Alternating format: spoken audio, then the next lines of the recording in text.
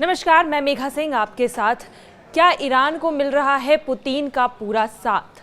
कुछ जानकारों का मानना है कि ईरान के परमाणु प्रोग्राम को रूस का पूरा साथ मिल रहा है। रूस की तरफ से ईरान के परमाणु कार्यक्रम की भी पैरवी की जा रही है। पिछले एक महीने में रूस के वरिष्ठ अधिकारियों का लगातार ईरान का दौरा हो रहा है। फरवरी में भी आखिरी में रूस ने विदेशी मंत्री को भेजा था, वो ईरान गए थे। कुछ खबरों में ये दावा किया गया है कि ईरान एक एक्सपर्ट रूसी वैज्ञानिकों को पूरी तरह से मदद भी दे रहा है। ऐसे पॉइंटर्स भी है जो पिछले एक महीने में निकलकर सामने आए हैं, वो भी हम आपके सामने रख देते हैं।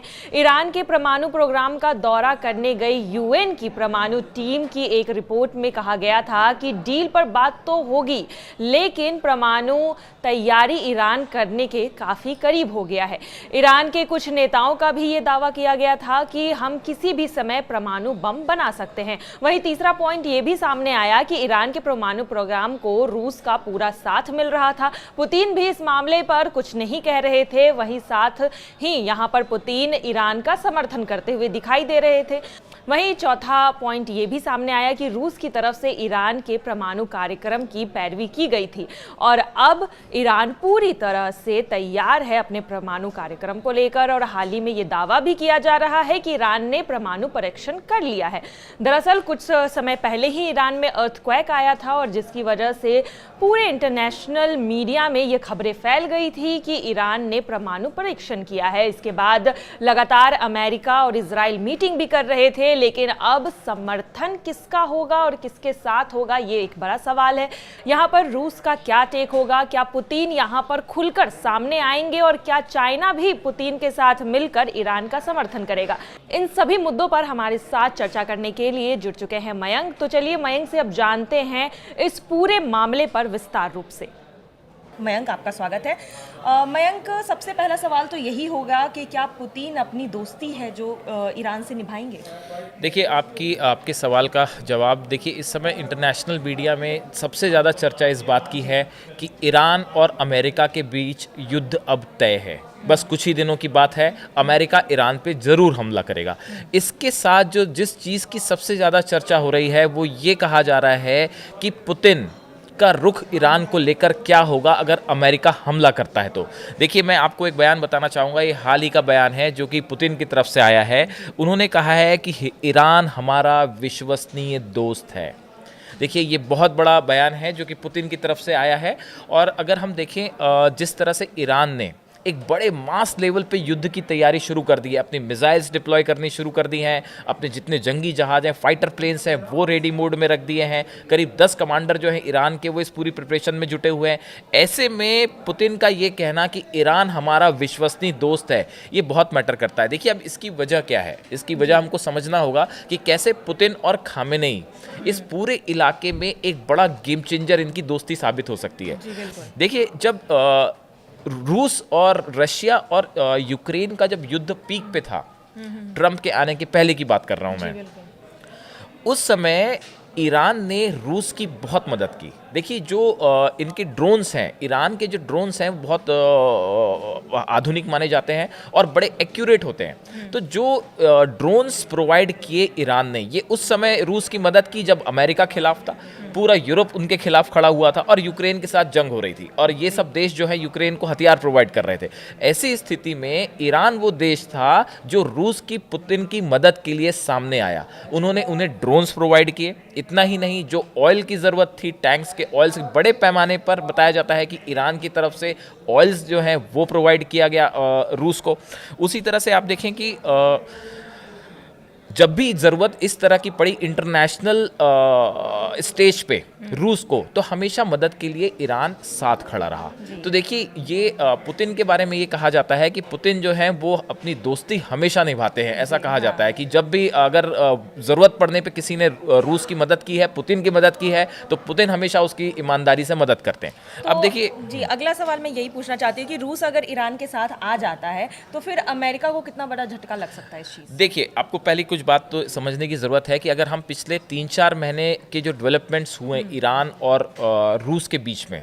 ऐसा बताया जाता है कि जब ये ईरान ने इजराइल पर हमला किया था, जो मिसाइल अटैक हुआ था, उसके बाद ये माना जा रहा था कि हो सकता है अमेरिका या इजराइल बहुत बड़े पैमाने पर मिसाइल अटैक कर दे ईरान के ऊपर। उस समय कुछ एक्सपर्ट्स का ये मानना है कि रूस की तरफ से S-400 डिफेंस सिस्टम जो है वो ईरान को दिया गया। ये बेहद आधुनिक डिफेंस सिस्टम है जिसमें अगर किसी भी तरह की मिसाइल्स ईरान के ऊपर अगर इजराइल फायर करता है या अमेरिका फायर करता है तो ये S-400 सिस्टम जो है उसको तबाह कर सकता है। तो ये एक बड़ा जो था रूस की तरफ से बड़ी मदद ऐसा बताया जाता है कि ईरान की गई। इतना ही नहीं, एक स्कंदर मिसाइल है, ये न्यूक्लियर वेपन कैरी करने में सक्षम मिसाइल है और ये भी कहा जाता है, कुछ एक्सपर्ट्स बताते हैं कि रूस ने ये मिसाइल भी ईरान को प्रोवाइड कर रखी है। देखिए, हम कहना ये चाहते हैं कि एक बड़े स्तर पे ईरान और पुतिन के बीच में हथियारों का आदान प्रदान हो रहा है और एक स्ट्रैटेजिक रूप से दोनों एक दूसरे के साथ खड़े हैं। अब देखिए, जब इस तरह की संभावनाएं बन रही थी बीच में कि अमेरिका जो है वो ईरान के न्यूक्लियर ठिकानों पर हमला कर सकता है, बार बार इस तरह के बयान आ रहे थे, या फिर ये माना जा रहा था कि नेतन्याहू जो है वो ईरान के न्यूक्लियर जो ठिकाने हैं उस पर किस तरह का हमला कर सकते हैं, नतांज परमाणु सेंटर पे हमला हो सकता है, इस तरह की बातें आ रही थी। उस समय रूस की तरफ से ये बयान आया, पुतिन की तरफ से ये बयान आया कि ईरान के किसी भी परमाणु सेंटर पर हमले करने की सोचना भी मत। ये एक डायरेक्ट मैसेज था जो ईरान के फेवर में रूस ने दिया था। उसी तरह से आप देखिए कि जब ईरान और इजराइल के बीच में वो मिसाइल्स एक दूसरे पे फायर हो रही थी, उस समय बताया जाता है कि नेतन्याहू ने पुतिन से कांटेक्ट करने की कोशिश की और पुतिन से वो फ़ोन पर बात करना चाहते थे, लेकिन पुतिन ने नेतन्याहू का फ़ोन एंटरटेन करने से ही मना कर दिया। और यहाँ तक कि रूस की तरफ से ये भी कहा गया था, जो नेतन्याहू मदद चाहते थे कि सैटेलाइट्स जो हैं रूस के, उसका इस्तेमाल करने की हमको मदद चाह रहे थे नेतन्याहू, तो वो रूस ने उसके लिए मना कर दिया। तो रूस का रशिया का स्टैंड बिल्कुल साफ है कि जब भी अगर ऐसी स्थिति बनती है कि इजराइल या ईरान का युद्ध होता है या अमेरिका, देखिए अभी पिछले कुछ समय से ट्रंप और इनकी दोस्ती की काफ़ी चर्चाएं हैं पुतिन की, बहुत कोशिशों के बाद भी, लेकिन देखिए अभी तक यूक्रेन के साथ युद्ध रुका नहीं है। कुछ एक्सपर्ट्स इस तरह से भी अंदाज लगा रहे थे कि अगर ट्रंप और पुतिन करीब आ जाते हैं तो क्या ईरान अलग पड़ जाएगा, अलग थलग पड़ जाएगा, क्या पुतिन जो है वो खामेनी का साथ छोड़ देंगे।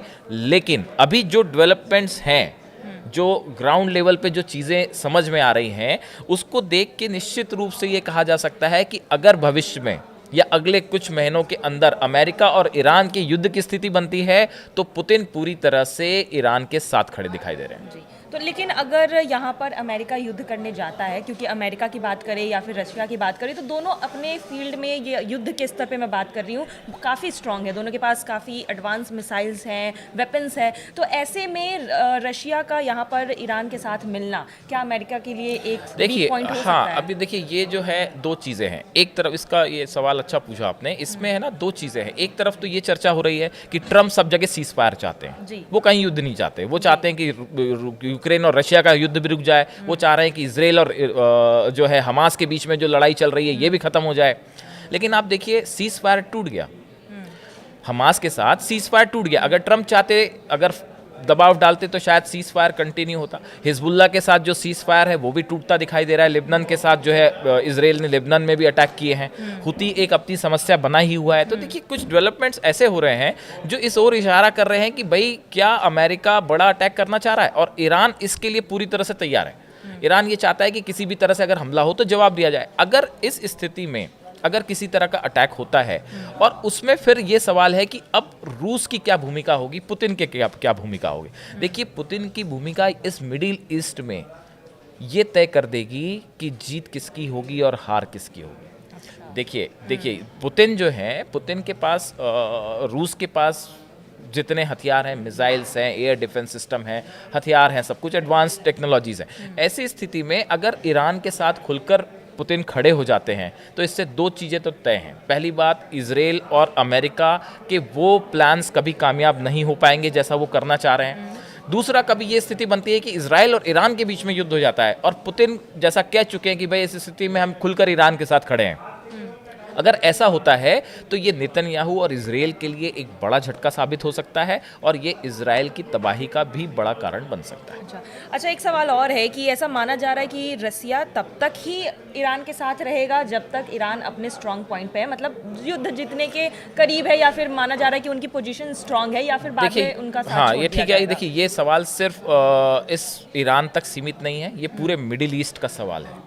ये लड़ाई जो है कोल्ड वॉर के समय से अमेरिका और रूस के बीच में, जो रशिया के बीच में, यूएसएसआर के बीच में शुरू हुई, रूस के बीच में शुरू हुई, वो आज भी इस पूरे इलाके में एक प्रकार की हेजेमनी, पूरा कंट्रोल किसका होगा, ये वर्चस्व की लड़ाई है, जिसमें अमेरिका एक तरफ है, नेटो कंट्रीज एक तरफ है और दूसरी तरफ रूस है और ये मुस्लिम अरब कंट्रीज हैं। तो यहाँ पे सिर्फ ईरान का सवाल नहीं है, इस पूरे इलाके में किसी भी एक देश का दबदबा ना हो, इसके लिए बहुत ज़रूरी है कि रशिया और ईरान जैसे देश जो हैं एक काउंटर करने के लिए एक मजबूत गठबंधन बनाए रखें।